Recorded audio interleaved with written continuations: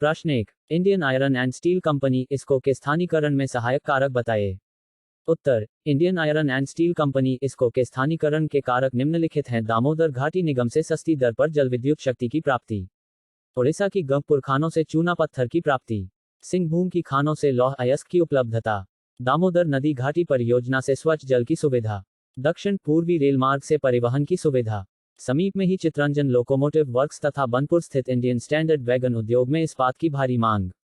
प्रश्न 2, हुगली नदी के किनारे पश्चिम बंगाल कागज के कारखाने अधिक स्थापित होने के क्या कारण हैं। उत्तर, पश्चिम बंगाल राज्य में हुगली नदी के किनारे कागज के अनेक कारखाने स्थापित हुए हैं।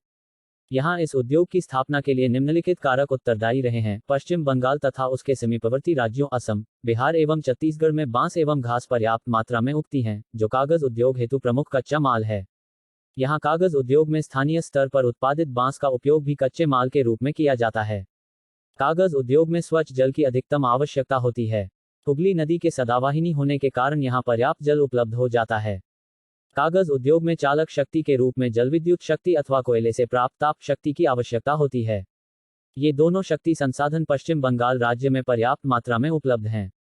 पश्चिम बंगाल तथा समीपवर्ती राज्यों में जनाधिक्य के कारण पर्याप्त संख्या में कुशल एवं अनुभवी श्रमिक उपलब्ध हो जाते हैं।